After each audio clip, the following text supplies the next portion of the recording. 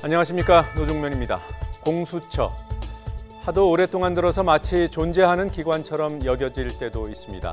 1997년 대선 공약으로 세상에 나온 이래 20년 넘도록 설치 시도가 있었지만 번번이 실패했습니다.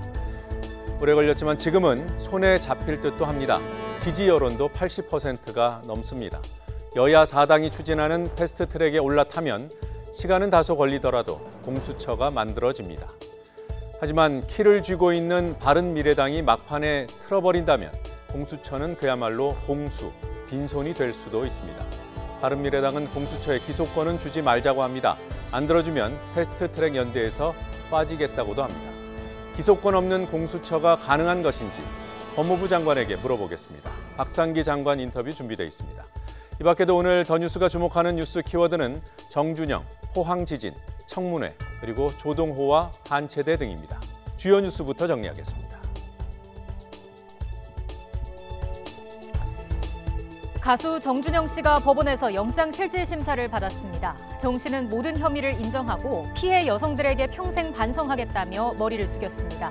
버닝썬 전 영업이사 등 3명도 영장심사를 받았습니다. 이들의 구속 여부는 밤에 결정됩니다. 버닝썬 수사가 중대 고비를 맞고 있습니다. 인재로 드러난 포항 지진, 포항시가 기자회견을 열었습니다. 투자 심리 위축, 관광객 감소 등의 총체적 피해를 입었다며 특별법 제정을 비롯한 정부의 종합대책을 요구했습니다. 주민들은 대책본부를 중심으로 소송을 서두르고 있습니다. 조동호 과학기술정보통신부 장관 후보자가 IMF 직후인 1999년부터 3년 동안 서초동과 분당 등에서 부동산 8건을 집중 거래한 것으로 확인됐습니다. 이 가운데 일부 거래 내역은 인사청문 요청안에도 빠져 있어 의혹이 커지고 있습니다. YTN이 단독 보도합니다. 경남 두 곳에서 치러지는 4.3 국회의원 보궐선거 공식 선거전에 막이 올랐습니다. 내년 총선의 전초전 성격이어서 여야가 총력전에 돌입했습니다. 선거제 개편안 처리는 바른미래당의 의총 추인 유보와 새로운 공수처 협상 제안으로 불확실성이 커졌습니다. 더 뉴스 본격적으로 시작합니다.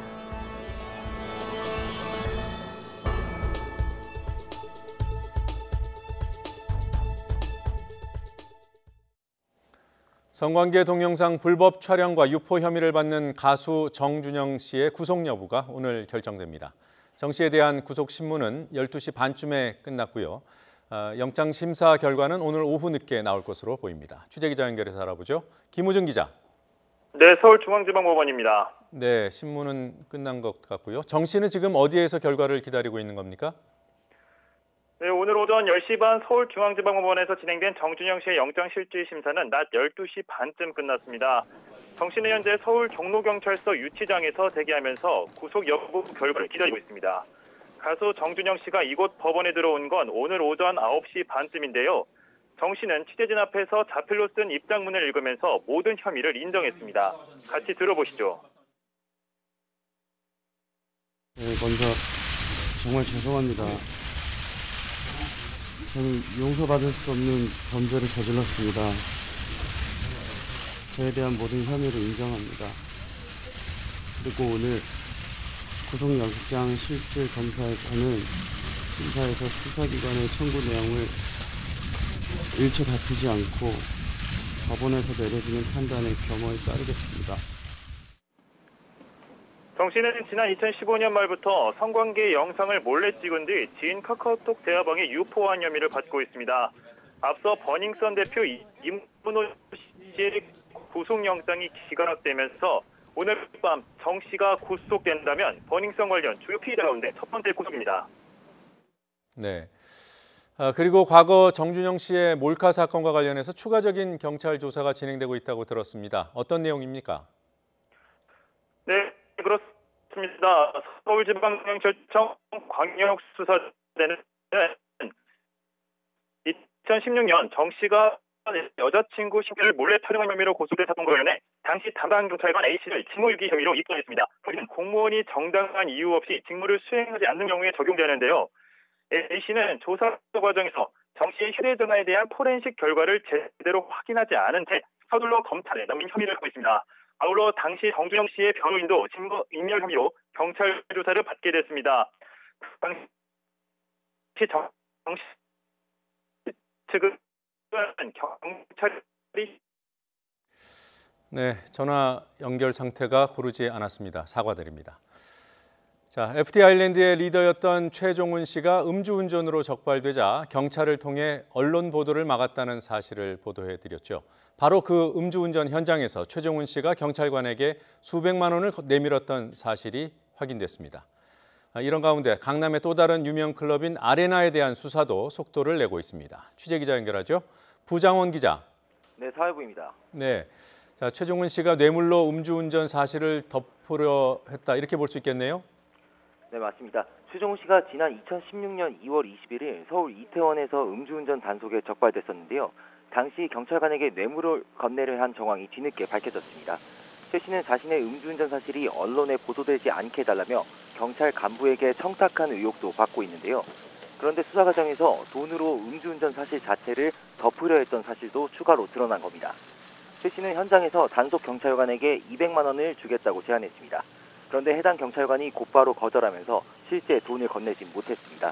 하지만 현행법상 뇌물을 주겠다는 의사를 드러낸 것만으로도 처벌 대상입니다.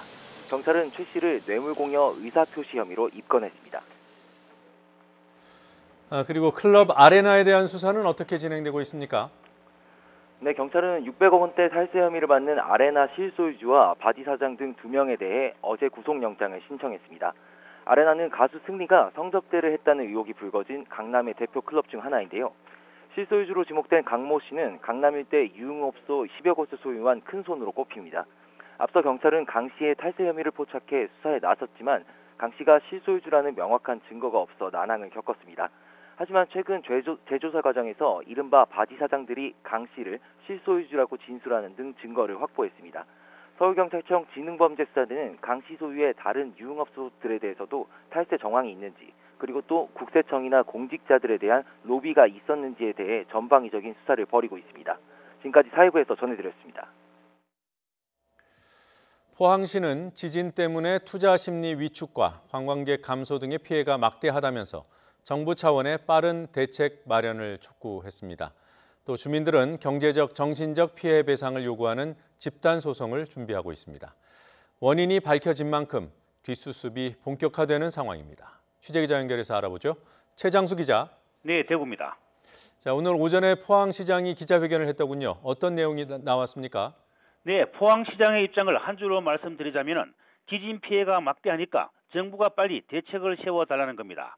이강덕 포항시장은 어제 산업통상자원부가 내놓은 입장 발표는 근본 대책으로 볼 수가 없고 시민의 기대에도 미치지 못한다고 일축했습니다. 지진 때문에 인구 감소와 도시 브랜드 손상, 지진 트라우마 등으로 돈으로는 도저히 환산이 불가능한 피해가 발생했고 또 기업의 투자 심리 위축과 관광객 감소 등 경제적 피해도 막대한 만큼 정부의 종합 대책이 반드시 필요하다는 겁니다. 그러면서 먼저 시민들의 재산적, 정신적 피해에 대해서 신속한 배상이 될 수 있도록 정부가 조속한 대책을 마련해 달라고 요청했습니다. 지열발전소 완전 폐쇄와 원상 복구와 함께 지진 개척기를 설치해서 결과를 시민들에게 공개해 달라고 요구했습니다. 또 기후변화 대응 사업으로 포항 영일만 앞바다에 만들고 있는 이산화탄소 저장 시설도 중단하고 폐기해 달라고 밝혔습니다. 돈으로 따질 수 없는 인구 감소와 도시 브랜드 가치 하락을 회복하기 위해서 특별법을 만드는 방안과 정신적 피해 회복을 위한 트라우마 치유 고원 건설도 요청했습니다. 규모 5.4나 되는 강진이 인재로 드러났습니다. 그것도 당시 정부 책임이었고요. 주민들 소송 움직임은 어떻습니까? 네, 어제 정부조사연구단의 발표로 지진의 원인이 명확하게 밝혀진 만큼 주민들은 이제 정부에게 책임을 분명히 묻겠다는 입장입니다. 우선 시민대책본부 대표의 말을 한번 들어보겠습니다. 포항지진 손해배상 소송을 이미 제기해 두었습니다. 포항시민 1,300명이 함께하는 집단 소송입니다. 오늘로 비롯해서 그 소송 인단이 급격히 늘어나지 않을까 기대합니다. 어제 발표대로 소송을 진행했을 경우에 피해 주민이 승소할 가능성이 상당히 커졌다는 게 전문가들의 의견입니다. 이 때문에 경제적, 정신적 피해를 호소하는 주민들이 대거 소송에 참여할 것으로 보입니다. 실제로 포항 주민들의 말을 빌려보면 서울에 있는 변호사들이 이곳 포항으로 내려와서 소송 준비 작업을 한다는 말도 전해집니다. 물질적인 피해 외에 정신적인 피해도 크기 때문에 소송 규모가 수조 원일 때일 것이다. 이런 얘기도 있더군요. 신빙성이 있는 말입니까?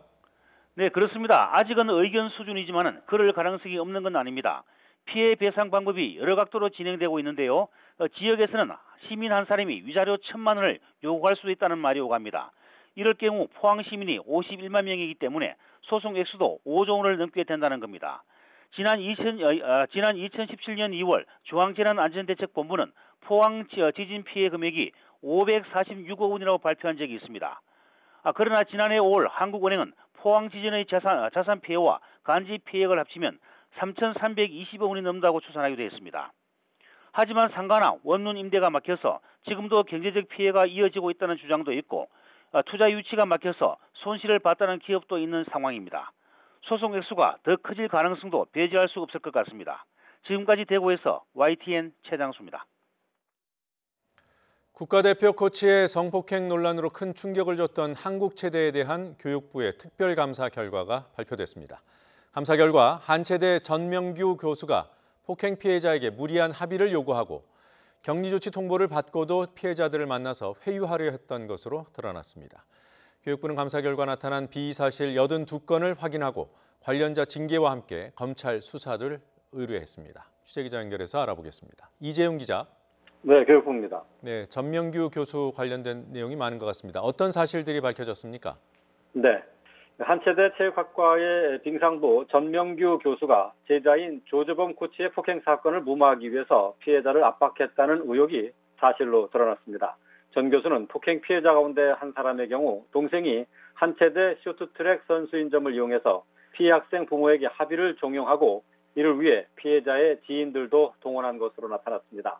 또 대학에서 피해 학생들과의 격리 조치를 통보했는데도 제3자를 통해 피해 학생들을 만나 졸업 후 거취 문제를 거론하는 등 3차례에 걸쳐서 회유를 시도한 것도 밝혀졌습니다. 지난해 4월에는 빙상연맹에 대한 문체부 특정감사 직전에 폭행 피해 학생의 아버지를 만나 감사장에 출석하지 말도록 압박하기도 했습니다. 한체대 다른 교수들의 비사실로는 어떤 것들이 있습니까? 네, 교육부는 17일간 한체대 특별감사를 진행했는데요. 드러난 비위는 모두 82건입니다. 한체대 실내 빙상장과 수영장을 사설 강습팀이 사용료도 내지 않고 장기간 이용한 것으로 드러나는데요. 학교는 이 사실을 몰랐습니다. 2011년 이전부터 실내 빙상장 내 2개의 라커룸과 이에 딸린 샤워실과 화장실을 전 교수의 제자들이 운영하는 쇼트트랙 사설 강습팀 전용 공간으로 무상 제공됐습니다. 이 라커룸과 샤워실에서 조재범 코치가 강습생들을 폭행한 사건이 발생한 것입니다. 전 교수는 또 2015년부터 약 40개월간 또 다른 제자가 운영하는 사설 강습팀 20여 명에게 재학생들과 함께 훈련하도록 하는 등 특혜를 제공한 것도 드러났습니다. 이외에 일부 교수들이 학생들로부터 금품을 수수하거나 전지훈련 비용 등을 횡령한 사실도 밝혀졌습니다. 이에 따라 교육부는 전 교수를 비롯해서 교직원 35명에 대한 중징계와 빙상장 사용료 등 5억 2천만 원을 회수하라고 요구하고 관련자 12명을 검찰에 수사 의뢰했습니다. 네, 한 가지만 더 알아보겠습니다. 연세대 체육특기자 합격자 명단 유출에 대한 감사 결과는 어떻게 나왔습니까? 네, 지난해 11월이었습니다. 고교 아이스하키 선수 학부모들 사이에서 연대 수시 합격자 명단이라는 이름의 문건이 떠돌면서 사전에 합격자가 정해진 것 아니냐 하는 의혹이 제기됐었죠. 교육부는 이에 대한 감사 결과 일부 절차 위반 사실을 확인했다고 밝혔습니다. 체육특기자의 종목별 모집 인원 결정과 평가위원 추천을 할 때 내부 규정상 심의위원회 심의를 거쳐서 체육위원장이 결정해야 하는데 이를 거치지 않았다는 것입니다. 합격자 전형에도 의심스러운 정황이 나타났는데요. 아이스하키 지원자 중 상대적으로 경기 실적이 낮은 학생에게 1단계 서류평가에서 평가위원들이 높은 점수를 줬습니다. 한 심사위원은 지원학생 126명 평가를 70여 분 만에 맞춰서 지원자 1명에 30여 초의 초스피드 평가를 한 것도 드러났습니다. 교육부는 평가위원 등 9명에게 징계를 요구하고 드러난 의혹에 대해서는 검찰에 수사 의뢰할 계획이라고 말했습니다. 이훈혜 부총리 겸 교육부 장관은 몇 차례의 감사로 스포츠계 현장이 바뀌지는 않을 것이라면서 범부처 합동의 스포츠인권특별조사단의 조사활동과 스포츠혁신위원회를 통한 제도 개선에 적극 협력해 지속적으로 대응해 나갈 것이라고 말했습니다. YTN 이지원입니다. 청담동 주식부자 이희진 씨 부모 살해 사건과 관련해 중국으로 도주한 공범 3명에 대한 체포영장이 발부됐습니다. 경기 안양 동안경찰서는 강도 살인 등의 혐의로 제중국 동포 A씨 등 3명에 대한 체포영장을 어제 발부받았다고 밝혔습니다. 이들은 지난달 25일 경기도 안양의 E씨 부모 아파트에서 구속된 피의자 34살 김모 씨와 함께 E씨 부모를 살해하고 5억 원이 든 가방을 빼앗아 달아난 혐의를 받고 있습니다. A씨 등은 범행 당일 밤 11시 50분쯤 중국 칭다오로 출국했기 때문에 경찰은 발부받은 체포영장으로 인터폴에 적색 수배를 요청할 예정입니다.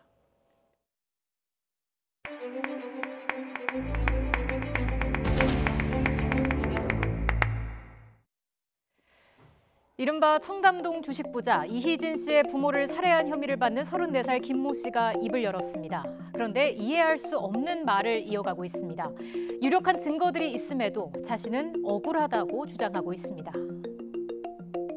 자동차 판매된 5억 원에 대해서 미리 알고 계셨나요?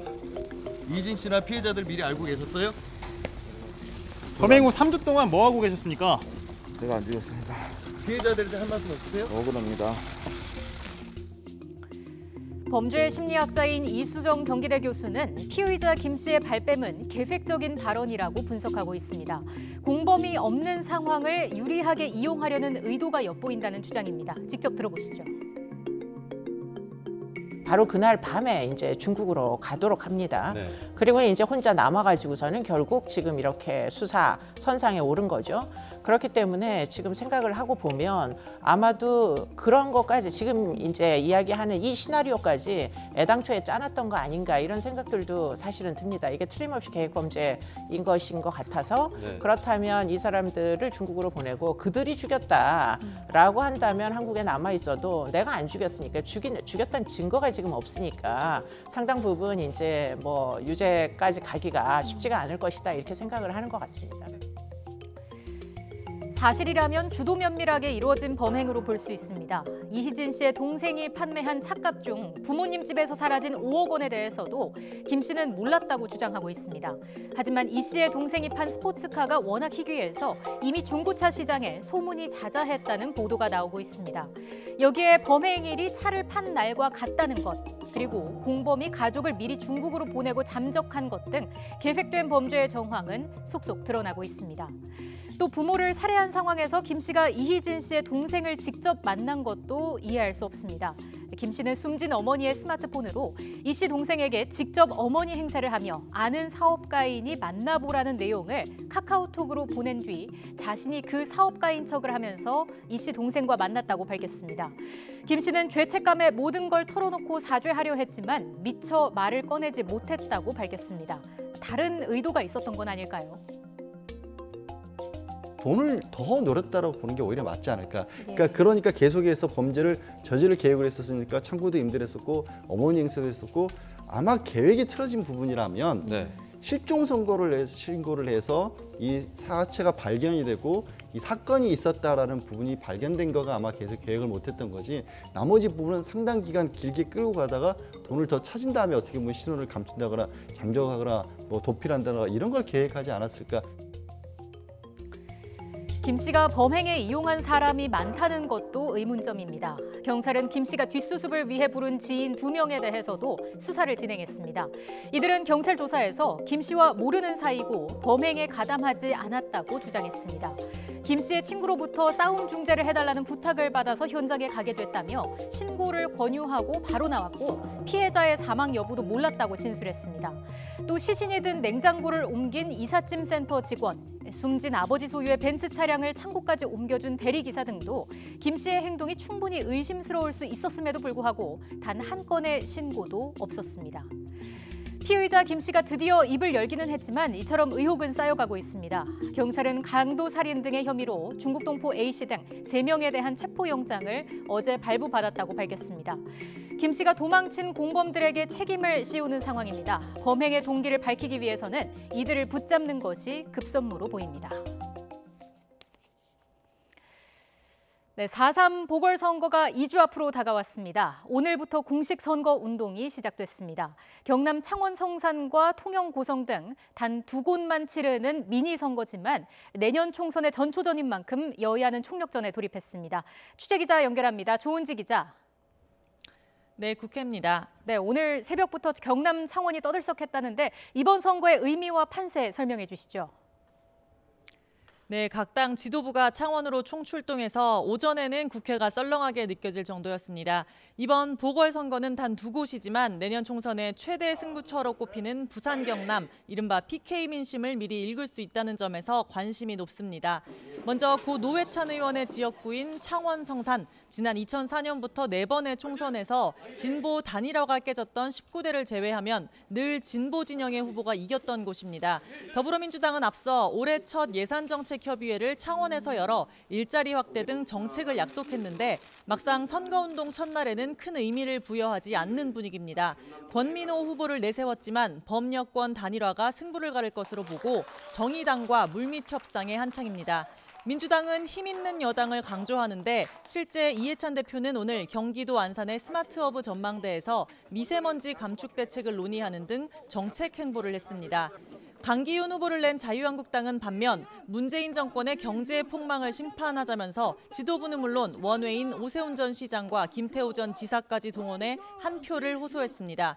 황교안 대표가 창원에 원룸을 얻어 오늘부터 선거 내내 상주하기로 했는데 창원 성산에서 이기면 진보의 아성을 무너뜨렸다는 평가와 함께 황교안 체제가 더 탄력을 받을 수 있다고 판단하고 있습니다. 바른미래당 역시 손학규 대표가 이재환 후보를 지원하기 위해 거의 한 달째 매일 창원과 서울을 오가고 있고요. 오늘부터 상주하며 전폭 지원하기로 했습니다. 여영국 후보를 낸 정의당 역시 노회찬 의원의 지역구 수성을 목표로 이정미 대표를 선봉으로 올인하고 있습니다. 이군현 의원의 지역구였던 통영 고성은 보수 텃밭이라 한국당 점정식 후보가 앞서지만 민주당 양문석 후보도 지역경제 부흥을 내걸고 표심을 공략하고 있습니다. 앞으로 약 2주간 PK 지역이 들썩일 것 같습니다. 네, 그리고 오늘 대정부 질문 3일째 경제 분야입니다. 조금 전에 시작했다고요? 네, 정치와 외교통일 안보에 이어 오늘은 경제 분야입니다. 대정부 질문이 야당의 무대라고 불린다고 하지만 야당이 특히 민생과 경제 파탄을 질타해온 만큼 의혹이 굉장합니다. 이낙연 국무총리와 홍남기 경제부총리 겸 기획재정부 장관 등을 상대로 여야는 문재인 정부의 소득주도 성장과 최저임금 인상, 탄력근로제 확대 등 경제정책의 효과와 부작용을 놓고 불꽃 튀는 공방을 시작했습니다. 야당 의원들 질문 요지서를 보면 기업 규제와 일자리 정책에 대한 질타는 물론 공시지가 인상과 고용 절벽 현상, 탈원전 정책도 함께 올라와 있습니다. 민주당 홍영표 원내대표는 앞선 대정부 질문에서 한국당이 냉전 수구적인 문제인식으로 막말과 망언 수준의 질의를 했다면서 유감을 표시하기도 했는데요. 오늘은 어떤 양상이 벌어질지 주목됩니다. 지금까지 국회에서 YTN 조은지입니다.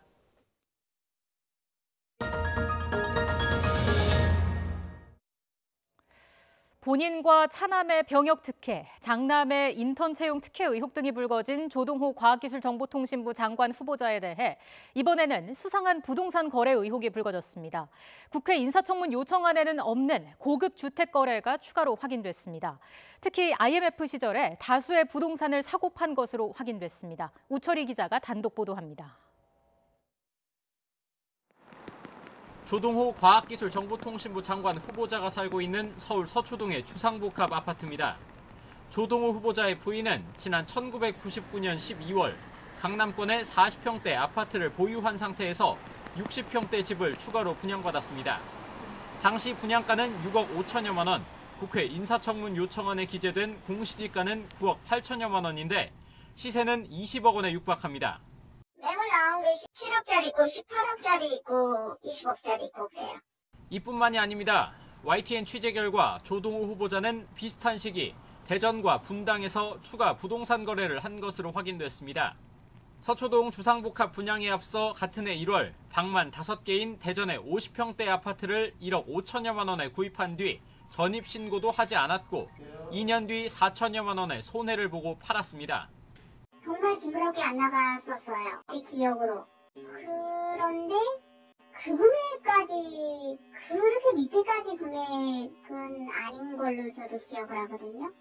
또 대전 아파트를 판 뒤엔 별다른 연고도 없는 경기도 분당에 60평대 고급 빌라도 매입했고 다음해 10월 계약이 해제됐습니다. 대전 아파트와 분당 빌라 모두 국회에 제출된 인사청문 요청안에는 빠져있던 거래 내역입니다.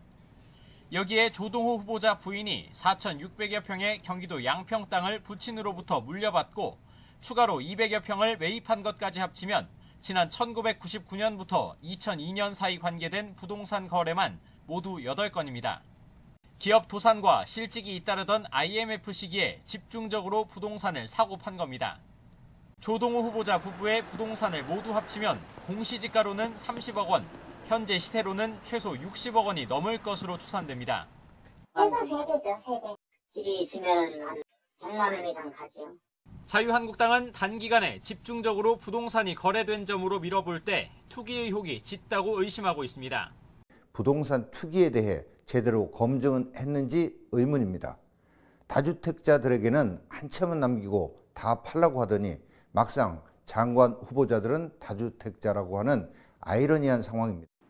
조동호 후보자는 거듭된 YTN의 해명 요청에도 뚜렷한 답변을 내놓지 않았습니다. 조동호 후보자 부인은 부동산 거래 내역 공개를 거부해 추가 거래 가능성도 제기되는 상황에서 각종 의혹이 꼬리를 물고 있는 조동호 후보자의 인사청문회는 송곳 검증을 예고하고 있습니다. YTN 우철입니다. 오늘부터 공공택지 아파트의 분양가 공개 항목이 기존 12개에서 62개로 크게 늘어납니다. 분양 원가 공개 항목을 대폭 늘리면 아파트를 지을 때 어디에 얼마만큼의 돈이 들어가는지 조금 더 쉽게 알 수 있게 됩니다. 아파트 분양가 거품이 빠질지 관심입니다. 보도에 김현우 기자입니다. 지난 2017년 말부터 입주가 시작된 경기도 남양주의 다산 신도시입니다. 이 지역과 관련해 한 시민단체가 분양가에 거품이 있다고 문제를 제기했습니다. 실제 건축비는 3.3제곱미터에 505만 원. 하지만 입주자에게 분양할 때는 643만 원을 책정했다는 주장입니다. 전용 면적 84제곱미터 기준으로 4,500만 원가량을 더 부담하게 된 겁니다. 공사비 공개 항목이 적어 비용이 부풀려졌다는 문제 제기가 이어져 온 이유입니다. 이 때문에 정부가 공공택지에서 공동주택을 지을 때 분양 가격 공시 항목을 기존 12개에서 62개로 세분화하도록 했습니다. 아파트 건축에 들어가는 원가 공개 항목 수를 늘려 소비자의 정보 접근성을 높이겠다는 목적입니다. 정부는 특히 건축비의 거품을 제거해 적정한 분양 가격 형성을 유도하겠다는 방침입니다. 일각에서는 분양 원가 공개 확대가 아파트 가격을 낮추는 효과는 있지만 공급이 위축되거나 아파트의 질이 떨어질 가능성도 있다고 지적합니다.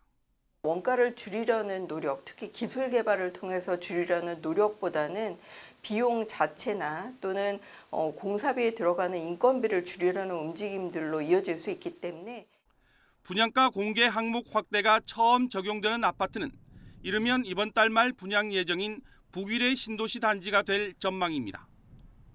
YTN 김현우입니다. 더 뉴스 60초 뒤에 이어집니다.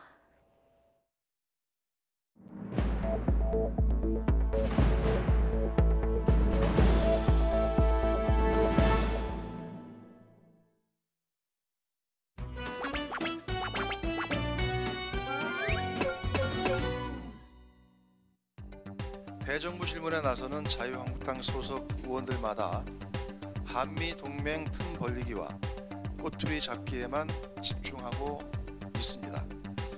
도대체 언제까지 신기루 같은 한미 불화설에 매달릴 생각인지, 정녕 한미 동맹이 파탄 나길 바라는 것인지 되묻지 않을 수 없습니다.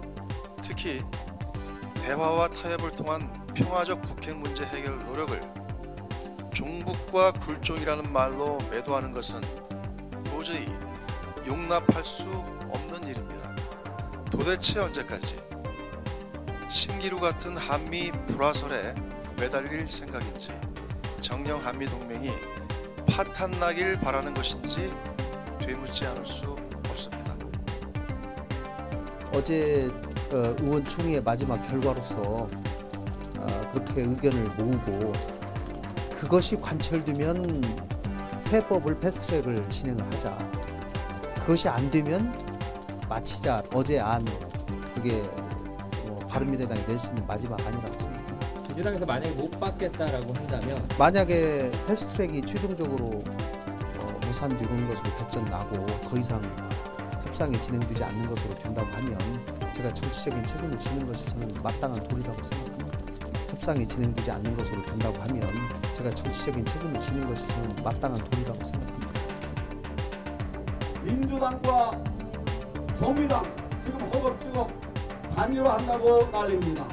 말은 단일화인데 사실은 실체는 좌파 연합입니다.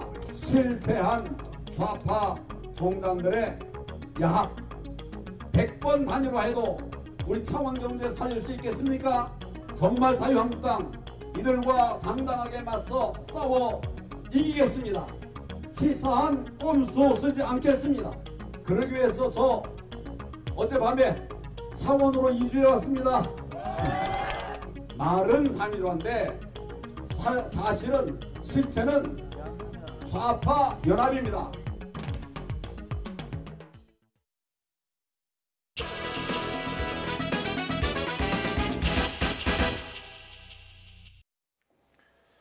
다음 주 월, 화, 수, 사흘 동안 장관 후보자 인사청문회가 열립니다. 굵직한 이슈들이 터져나오고 있는 와중에도 검증이 이어져 왔고 여러 의혹들이 제기됐습니다. 야당에서 단단히 벼르고 있을 겁니다. 반면 여당에서는 제기된 의혹에 오해가 있거나 과장된 건 아닌지 역검증을 할 것으로 예상됩니다. 여야 1대1 미니토론 더 정치, 오늘은 이를테면 미리 보는 청문회 성격의 토론을 진행하려고 합니다. 더불어민주당 원내대변인인 강병원 의원, 그리고 자유한국당 원내대변인 김현아 의원 나오셨습니다. 어서 오십시오. 네, 안녕하세요. 안녕하세요. 자, 두 분과 사전 조율을 통해서 5가지 쟁점을 미리 뽑았습니다. 하나씩 토론을 해보겠습니다. 자, 첫 번째 주제는 최정호 국토교통부 장관 후보자의 부동산 투기 의혹입니다. 자, 김 의원님, 구체적으로 어떤 의혹입니까? 예, 일단 저는 이제 장관 후보자를 보면서 도대체 이게 문재인 정부의 그것도 국토부 장관 후보자가 맞나 이런 생각을 해봅니다. 몇 가지 인사 원칙을 주셨고 또 국토교통부는 사실은 부동산 정책의 핵심 부서라고 할 수가 있는데요.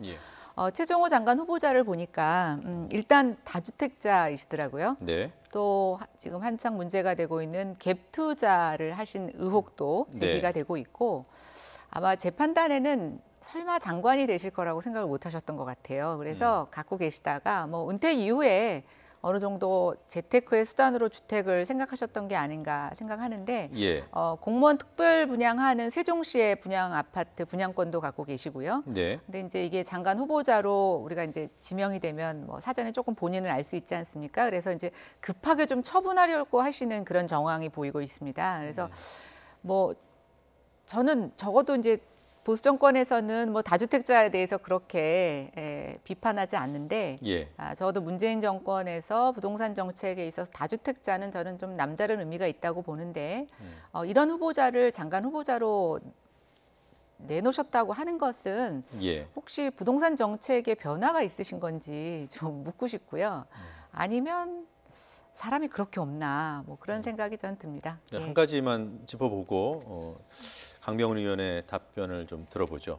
장관으로서 부적절성을 말씀하시는 겁니까? 아니면 국토부 장관으로서의 부적절성을 말씀하시는 저는 뭐 두 가지 다 있다고 봅니다. 왜냐하면 대통령께서 그 인사검증을 할 때 부동산 투기 의혹에 대해서는 국토부 장관만 꼭 집어서 그것만 안 된다고 하신 건 아닙니다. 그리고 요즘 최근에 공시지가 때문에 지금 뭐 시중에서 좀 굉장히 논란이 많고 국민들의 세부담이 급증한다 이런 얘기가 나오고 있는데 지금 최정호 장관 후보자 같은 경우에는 이제 한 주택은 자기 딸과 사이에게 증여를 해서 뭐 세간말로 하면 절세를 하신 거는 절세 전략으로 이제 그렇게 증여를 하신 건데 국민들한테 세부담을 막 늘리면서 본인은 그렇게 절세해서 이렇게 부동산에 대해서 이런 포트폴리오를 부사하신다고 하면 저는 그렇게 생각합니다. 그게 법적으로 잘못이 없을 수도 있습니다. 그러나 그 정책을 수혜하는 믿고 따르는 국민의 입장에서는 예. 과연 신뢰가 가겠느냐. 저는 그게 가장 큰 문제라고 생각이 됩니다. 지금 예. 말씀하신 부동산 증여는 살고 있던 아파트를 딸 부부에게 증여하고 예.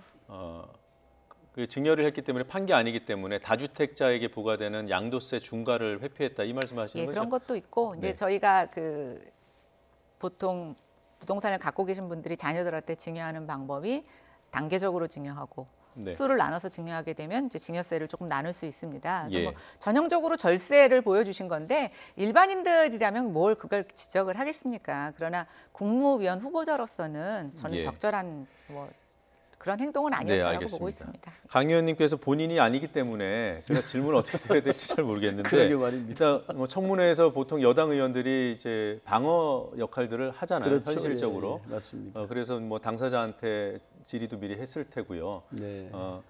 답변도 좋고요. 또 네. 김연아 의원에게 질문도 좋습니다. 네. 네, 발언권 드리겠습니다. 주로 이제 뭐 그 저희가 이제 여당 의원으로서 청문회를 하게 된다면은 이제 그 후보자에게 충분히 예. 야당 의원님들이 제기하신 의혹이나 문제점 지적에 대해서 답변할 기회를 좀 많이 드리죠. 시간을 많이 좀 이렇게 할애를 해드리는데 일단은 뭐 이 후보자 같은 경우에는 그 국토부 정통 관료 출신이죠. 그래서 교통과 토지, 이 건설 부분에 좀 전문가로 좀 알려져 있습니다. 예. 특히 이제 그 남북 철도 연결 등 경제 협력 사업을 이끌 적임자로 좀 판단하신 것이 아닌가 좀 이런 생각을 좀 해봤고요. 남북 경제 협력이요? 네네네. 네. 왜냐하면 이분이 좀 이렇게 그 교통 이런 쪽에 전문가세요.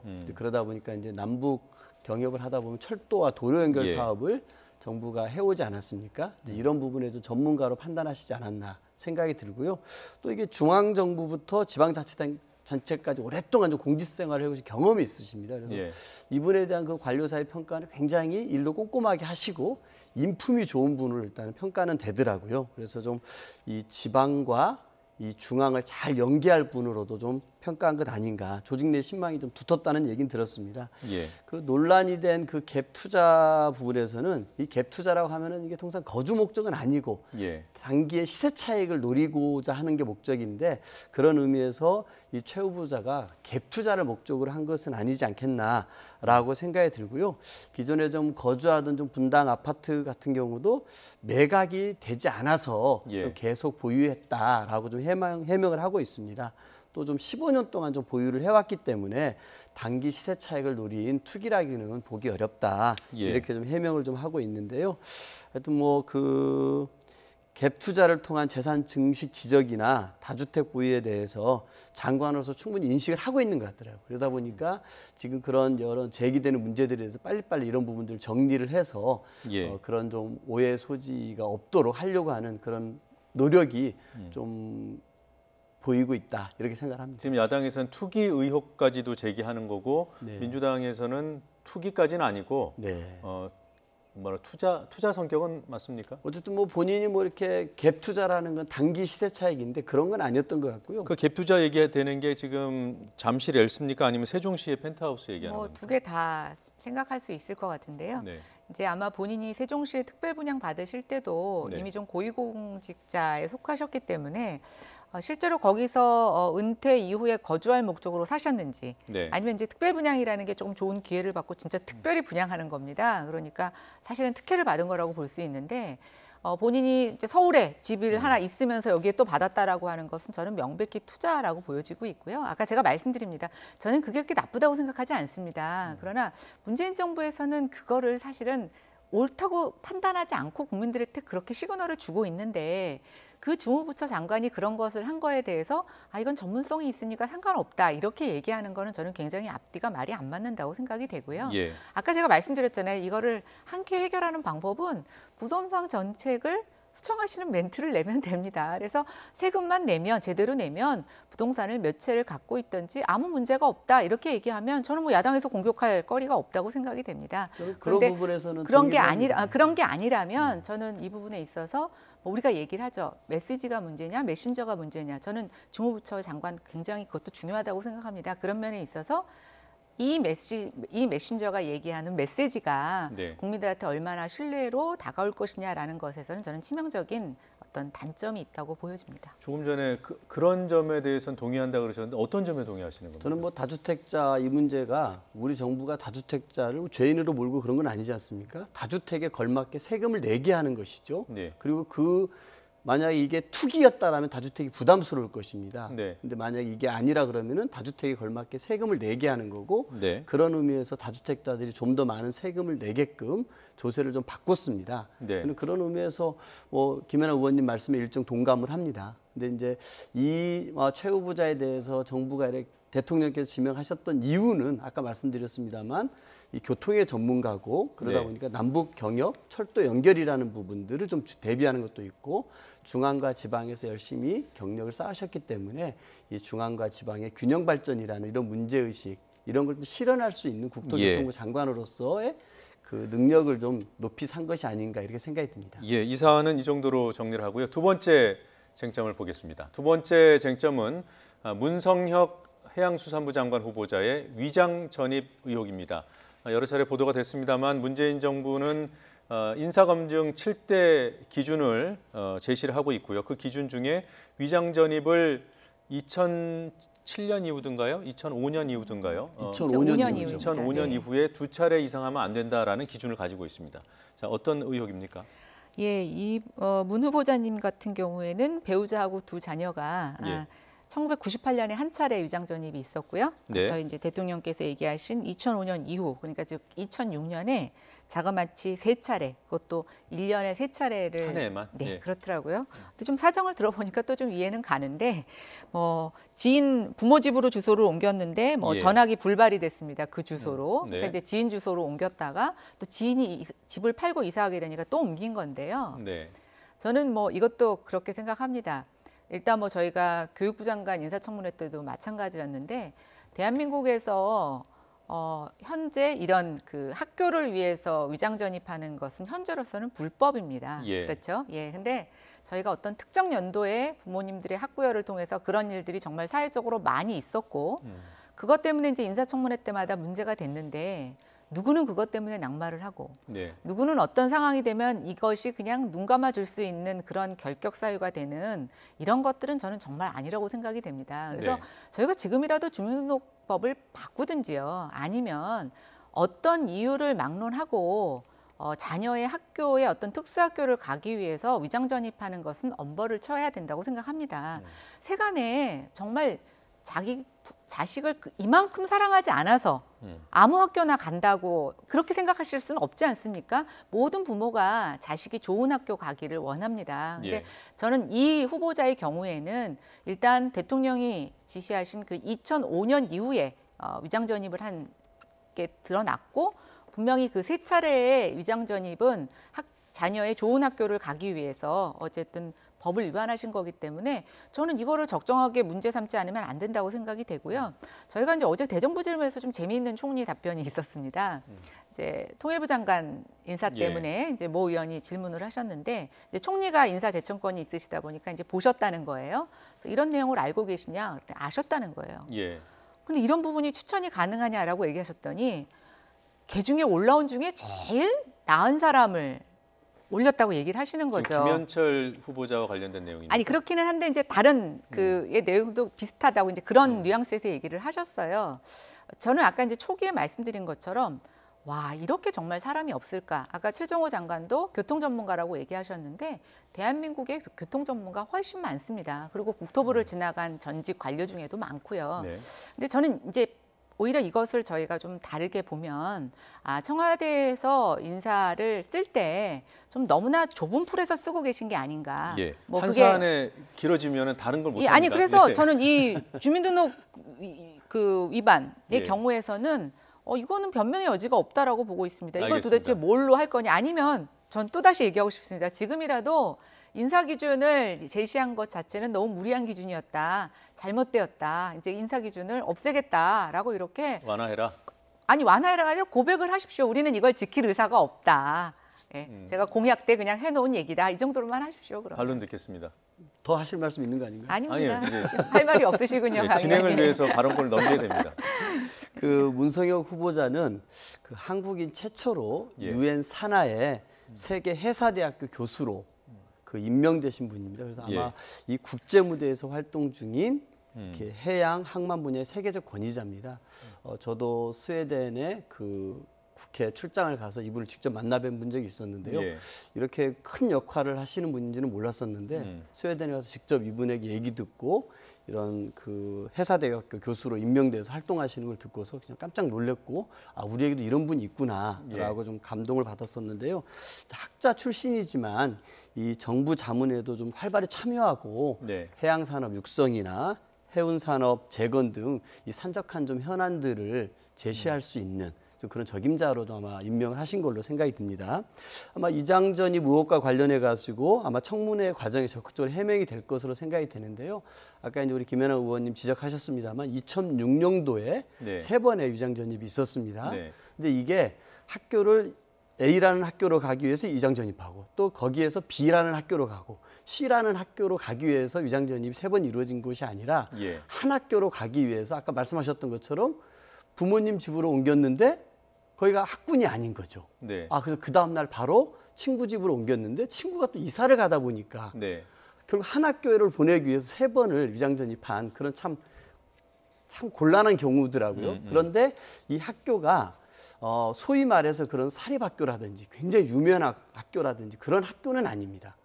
왜냐하면은 이 문 후보자의 이렇게 이 성장 과정을 보면 굉장히 힘들게 공부를 하셨고 가족을 잘 챙기지 못했던 그런 부분이 있는데 이 자식들이 그 경쟁에 치이는 학교 생활을 보면서 좀 더 좋은 학교는 아니지만 그런 경쟁이 없는 좀 더 편하게 좀 자신의 학생 생활을 할 수 있는 곳으로 옮겨가기 위해서 했다라고 하더라고요. 그러니까 한 학교를 가기 위해서 참 부모님 집으로 갔다가 학군이 아니어서 친구 집으로 갔는데 친구 집은 또 이사를 해버려서 옮겨가는 그런 거기 때문에 이거를 정말 이렇게 위장전입 세 번이라고 볼 것인지 좀 한 번으로 볼 수 있는지 이걸 좀 한번 좀 논의를 해봐야 될 것 같고요.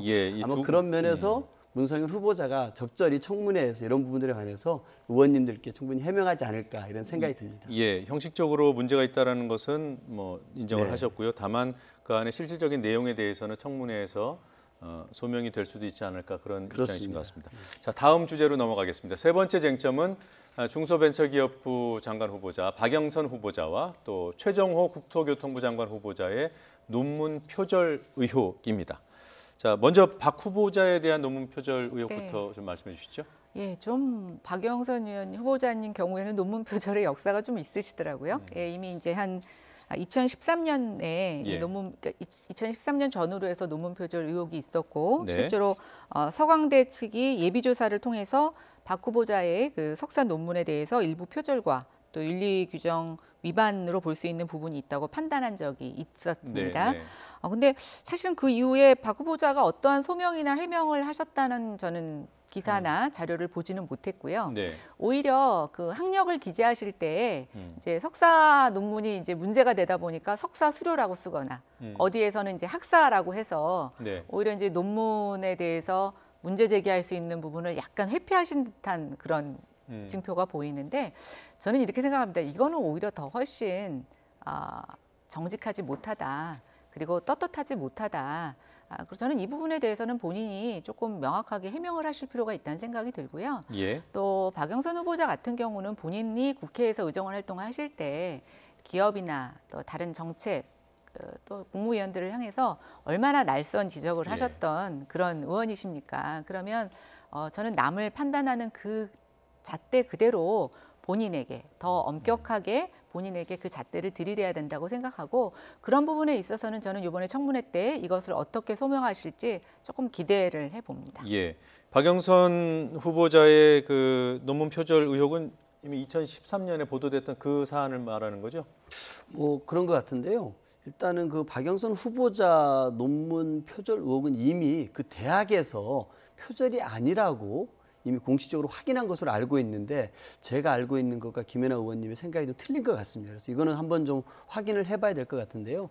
제가 파악한 바로는 이미 그 대학에서 논문 표절이 아니다. 라고 공식적으로 확인해 준 것으로 알고 있습니다. 결론을 지금 내서. 말씀하시는 그 대학이 서강대 맞습니까? 네네. 언론대학원? 네, 저도 맞습니다. 예, 그러니까 조금 같은 안에 대해서 좀 다른 의견이 있네요. 이거 팩트에 관한 문제라. 예. 또 하나는 또 이제 그 논문 표절인지 검증도 하지 않습니까? 대학에서. 그래서 네. 서강대학교 연구 진실성 검증센터에서 문제가 없다고 확인된 사항으로 저는 알고 있는데요. 후보자 논문 같은 경우는 2007년에 교육부 연구윤리 지침이 제정되기 전인 아마 1998년에 발표된 논문을 알고 있습니다. 석사 논문이죠. 예. 네. 그래서 대학 측에서도 이거는 연구 진실성 검증 대상이 아니므로 본자사를 실시하지 않기로 한 것으로 알고 있습니다. 그래서 이거는 98년 석사 논문이었는데 이미 그 서강대 내에서도 조사를 안 했던 것으로 알고 있습니다. 일단은 그 석사 논문은 1998년에 작성된 게 맞더라고요. 네. 그러면 지금 문재인 정부 7대 기준은 2007년 이후잖아요. 그러면 뭐 형식적으로는 문제가 없다고 볼 수 있는 건가요? 예, 뭐 항상 이렇게 피해가는 기준을 갖고 계시니까 제가 말씀드리는 것처럼 뭐 그런 잣대를 가져가면 뭐 다르게 해석할 수도 있을 거라고 생각이 됩니다. 근데 이제 제가 여기서 짚고 싶은 건 뭐냐면 이제 이 표절 논란이 일어나고 난 이후에 예. 박 후보자께서 본인의 저서나 다른 이력서에서 이 석사 논문이라든가 석사 학위 졸업에 대한 부분을 사실은 좀 은폐하시려고 했다라는 그 정황이 저는 오히려 더 문제가 있다고 보고 있습니다. 그게 혹시 그게 은폐일까요? 아니면 의도가 아니면은 본인의 석사 논문에 문제가 있으니까 그거를 과시하지 않기 위해서 스스로 그걸 뺀 걸까요? 아니 근데 그런 본인은 한 번도 그런 본인이 거에 대해서 그런 거에 했다? 대해서 의사 표시를 하지 않았고요. 네. 예. 그리고 저는 항상 그렇게 생각합니다. 이게 제가 이 정부 들어서 이제 인사청문회를 몇 번 해보는데 이게 이제 공부를 순수하게 하시지 않은 분들이 이게 네. 논문을 쓰시면서 그런 표절 의혹에 많이 휘둘리시기도 하고 지적을 받습니다. 그러면 저는 깨끗이 승복하시고 인정하시는 게 필요하다고 생각이 됩니다. 예. 그런데 너무나 그 부분에 있어서 변명을 하시다 보니까 오히려 좀 더 비굴해진다는 생각이 들고요. 어쨌든 그 부분에 대해서는 좀 쿨한 인정이 필요하다고 생각이 됩니다. 예, 제가 오늘 토론에 사실 개입을 안 하려고 하는데 이제 사실관계에 대해서 명확히 알고 있는 부분은 설명을 좀 드려야 될 것 같고요. 한 분은 표절로 해당 대학에서 인정을 했다고 하셨고, 네, 부분적으로 표절이 있다고 안 왔다 판단한 그러셔서 바. 제가 표절이 아니라고 결론을 냈다고 저는 말씀드렸습니다. 예, 제가 읽어보겠습니다. 서강대에서 발표한 내용인데요. 선행 연구를 언급하는 부분, 그러니까 이전에 다른 연구를 언급하는 부분에 포괄적 출처 재인용 표시가 미비한 점, 그래서 엄격한 의미에서 일부 표절과 그 외 연구윤리 규정 위반으로 볼 수 있는 부분이 있으나 연구 방법, 연구 결과 및 결론 부분 등에서 저자가 독자적으로 연구를 진행한 것으로 판단된다. 그리고 이제 그 연도 때문에 본조사는 실시하지 않는다. 이렇게 결론을 내렸습니다. 네. 두 분의 의견이 뭐라고 할까 반반씩 섞여 있는 게 아닌가 싶은데요. 네. 요거는 이제 사실관계여서 제가 말씀을 드렸고요. 다음 마지막 5번째 주제로 넘어가 보겠습니다. 네. 박영선 후보자, 네 번째군요. 박영선 후보자와 진영 행정안전부 장관 후보자의 세금 논란에 관한 의혹입니다. 이 부분도 우리 김 의원께서 먼저 설명을 해주시죠. 예, 일단 그 기재위원을 9년 하셨었어요, 박 예. 후보자가. 예, 그래서 이제 수천만 원대의 세금을 지각 납부했다는 이제 좀 의혹이 제기되고 있습니다. 예. 고위공직자들에 대해서는 정부가 좀 엄격한 잣대를 들이대는 경우 있고, 저도 직장 생활을 해보지만 이 월급을 받는 사람들에게 있어서 세금을 늦게 납부할 이유는 사실은 그렇게 많지가 않습니다. 예. 사업을 하시는 분들은 좀 그럴 수가 있는데, 그래서 저는 이 부분에 대해서 조금 뭔가 성실 납부에 대한 좀 의지가 부족하지 않았나 이런 생각이 들고요. 네. 또 박 후보자님의 배우자가 26일에 2015년도 귀속분 종합소득세 150만 원을 납부했고, 또 그 이후에 12일에도 종합소득세 2,280만 원 정도를 지각 납부했다고 지금 밝히고 있습니다. 그러니까 후보자로 지명되지 않았어도 과연 스스로 납부했었을까? 약간 그런 의구심이 들어 있어서 일단 성실 납부 부분에 있어서 약간의 저는 의구심을 제기하고 있는 것으로 보고 있습니다. 근데 이제 이 세금과 같이 연결돼 있어서 지금 박 후보자님은 좀 다른 논란에도 같이 휩쓰여 있는데요. 이제 씀씀이와 관련된 내용입니다. 이제 저희 고위공직자가 재산 신고를 하다 보면 얼마 수입이 있고 대충 얼마가 남고 자산이 늘어나게 되면 대충 얼마를 소비했는지를 알 수가 있는데, 뭐 이제 단순히 그런 자료를 갖고 해보니까 한 연간 4억 6천만 원 정도로 소비하신 걸로 지금 추정이 되는데. 근데 오늘 토론을 아니 근데 이제 제가 왜 이걸 말씀드리냐면 저도 사실 뭐 이런 것까지 따져야 되나 이런 생각이 들었는데 과거에 이제 박영선 후보자가 다른 인사청문회에서 다른 후보한테 이런 식의 이런 식의 이제 계산을 하셔서 문제 제기를 하셨던 게 있습니다. 그래서 저는 그 부분에 대해서도 이번에 세금과 같이 맞물려서 이 부분을 좀 해명하셔야 되지 않을까 생각합니다. 예, 진영 후보자와 관련해서는 세금이 어떤 문제가 있었던 겁니까? 지금 뭐 연말 정산에서 남의 돈으로 기부하고 세금을 돌려받았다라는 논란, 뭐 의혹이 하나 제기되고 있고요. 후원금을 기탁금으로 넣고요. 네. 그다음에 이제 뭐 상임위원장 경선에서 이제 국민들에게 후원금 받은 정치 후원금으로 다시 500만 원 기탁하고 연말 정산에서 이제 75만 원으로 돌려받은 거, 이게 지금 가장 큰 문제로 제기되고 있습니다. 예, 방어를 하실 수 있겠습니까? 그럼요. 예. 일단은 박영선 후보자 같은 경우는 그 세금을 뒤늦게 낸 게 아니라 세금을 한 번 더 낸 거 아닌가요? 그래서 더 많이 내서 아마 돌려받으셔야 되는 입장인 걸로 알고 있습니다. 그래서 왜냐하면 이렇게 배우자 세금 문제가 연관이 됐는데요. 서류 미비에 따라 가지고 과오납을 해버린 것이죠. 그래서 아마 향후에 환급받을 예정인 것으로 알고 있습니다. 그래서 아마 좀 충분히 뭐 청문회 과정에서 소명하실 것 같은데요. 이 부분도 배우자가 세금 납부 관련해 가지고 2013년에 일본 원천 징수 영수증이 미확인된 겁니다. 그러다 보니까 인사청문회 준비 과정에서 우선 납부를 한 겁니다. 그랬는데 사실관계를 따지기로 했죠.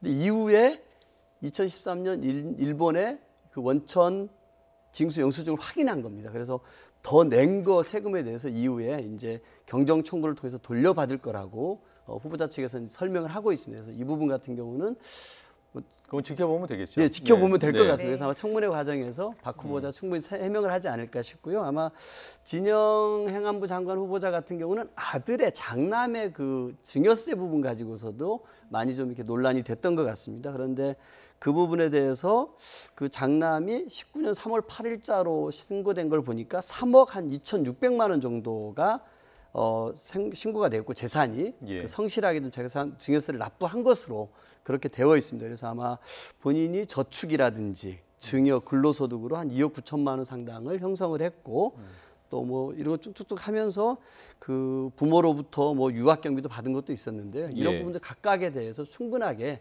증여세를 좀 납부를 했더라고요. 네, 저는 그런 부분들을 확인했습니다. 그 후원금을 받아서 그걸 다른 데 기탁금으로 내고 그걸 이제 기부금 이제 환급이 되잖아요. 연말정산하면. 그렇게 해서 이제 세금 환급까지 받았다.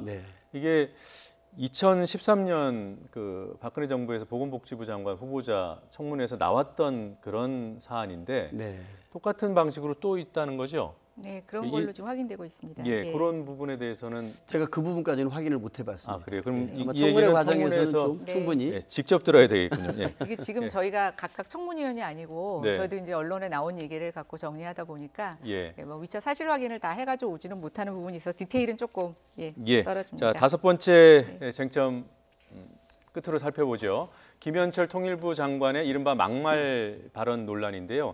이 부분 지금 문제되는 발언들이 워낙 많아서 그냥 총론적으로 지적을 해주시고 반론을 듣고 다른 주제로 넘어가겠습니다.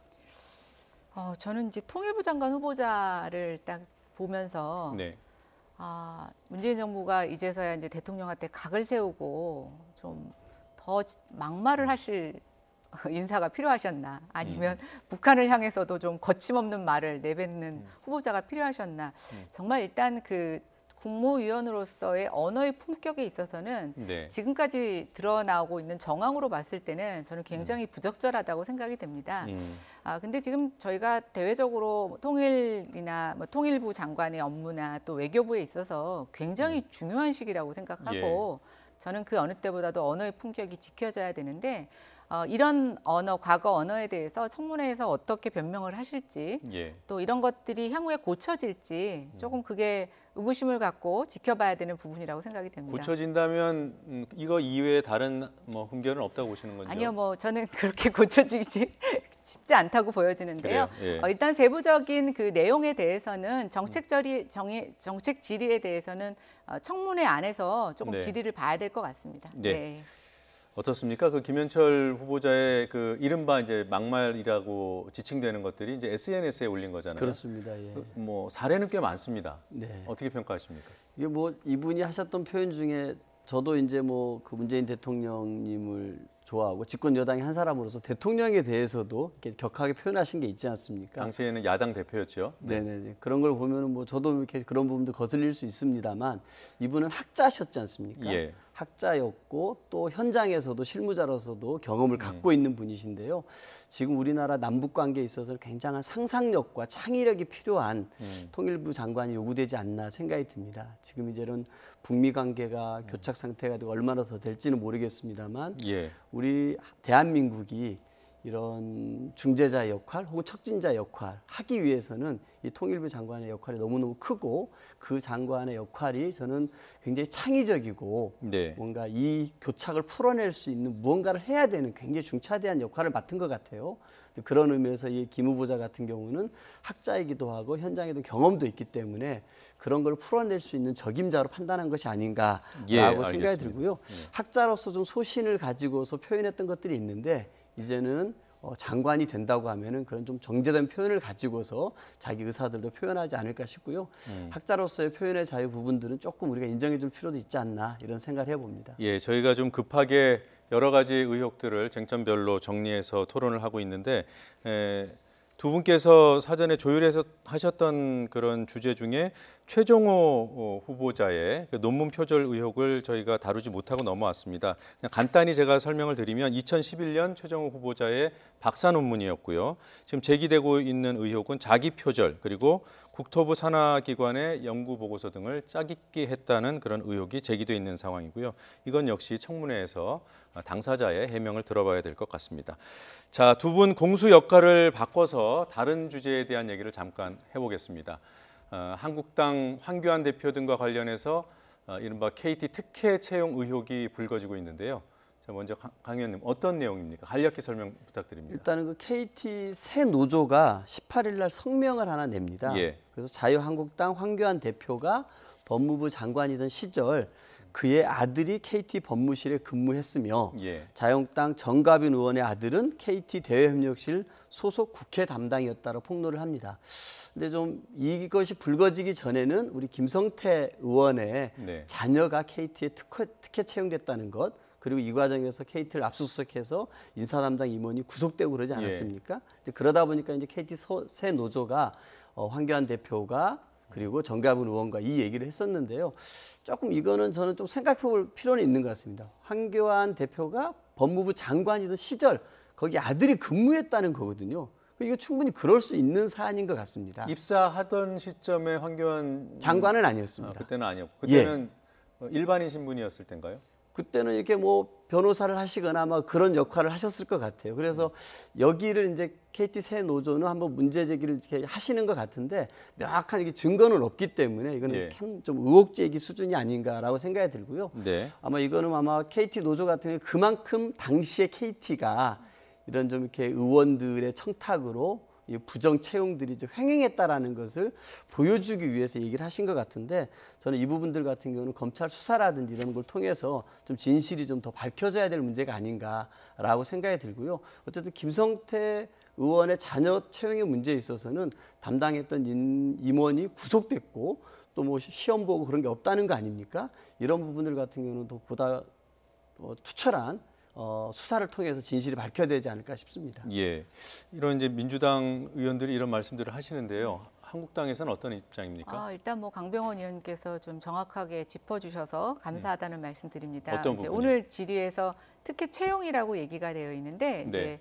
KT 노조가 문제 제기한 것은 특혜 채용이 아니라 법무부 장관 시절에 KT의 법무지원실에 근무했다라고 하는 일종의 의혹 제기입니다. 근데 사실은 이것이 특혜 채용으로 연결될 만한 어떠한 지금 근거도 나와 있지 않습니다. 네. 근데 이제 저는 그렇게 생각합니다. 그러니까 우리가 어떤 다른 부적절한 사례가 있을 수가 있는데 그런 한두 개의 사례를 갖고 대다수의 고위공직자 자녀들이라고 해서 다 특혜로 공기업에 취업하는 것은 아닙니다. 그중에 열심히 공부하고 또 성적이 우수한 학생들도 있는데 이런 것들이 좀 다 같이 두리뭉실하게 그런 채용의 특혜나 이런 걸로 비춰진다고 하면 저는 올바르지 않다고 생각이 돼서 이 부분에 그 KT 노조의 의혹을 좀 채용 비리로 지금 엮여서 보도되고 있는 부분에 대해서는 원내 대변인으로서 좀 유감스럽다라는 말씀을 드리고요.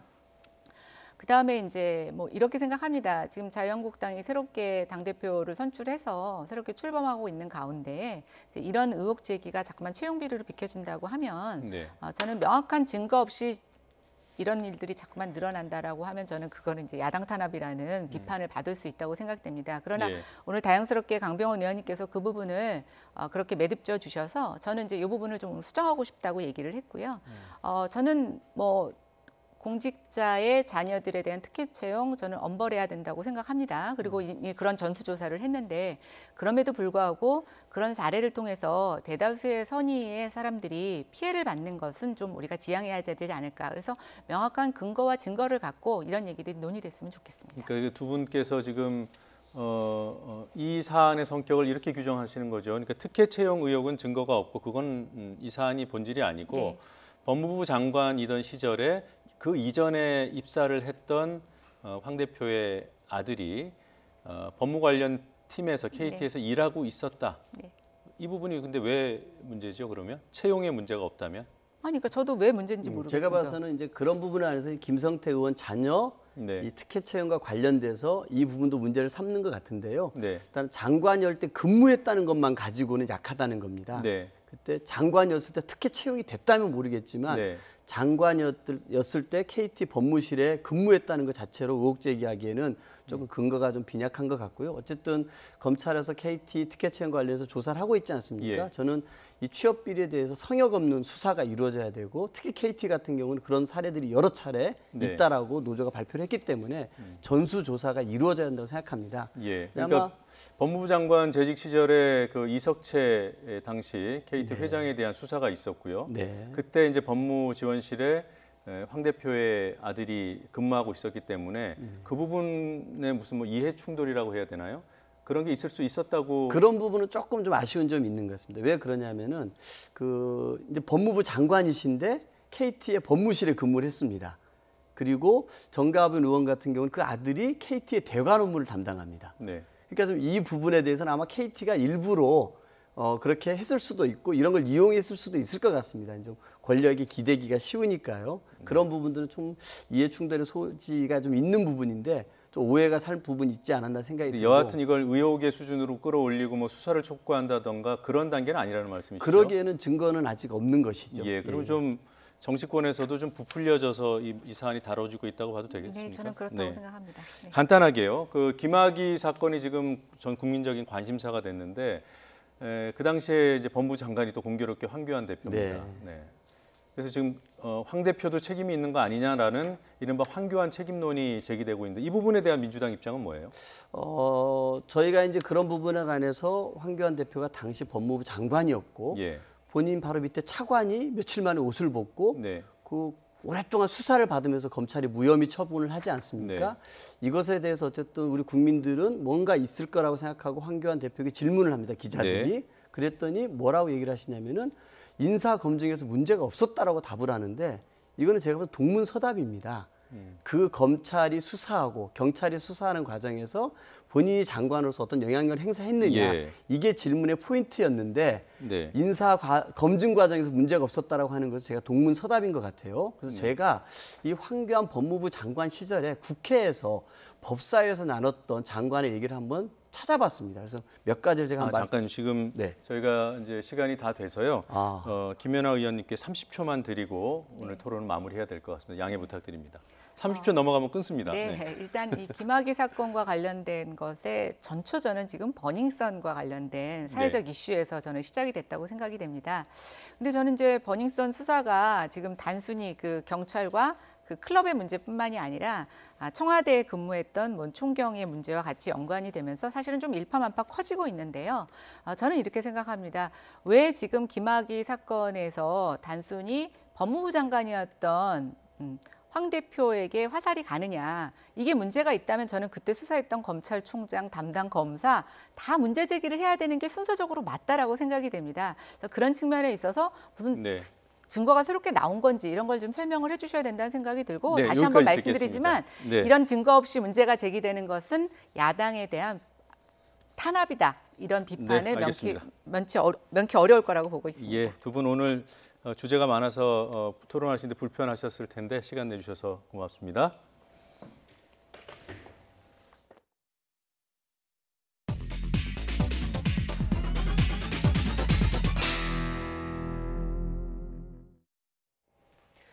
뉴스브리핑입니다. 문재인 대통령은 은행이 기업의 기술력과 성장 가능성을 평가해 대출에 나설 수 있도록 은행 여신 시스템을 전면 혁신하겠다고 밝혔습니다. 문 대통령은 오늘 오전 기업은행 본점에서 열린 혁신금융 추진방안 보고대회에서 이같이 말하고 올해부터 기업의 지적재산권에 이르기까지 다양한 자산을 포괄적으로 활용해 자금을 조달하는 일괄담보제도가 전면 시행된다고 설명했습니다.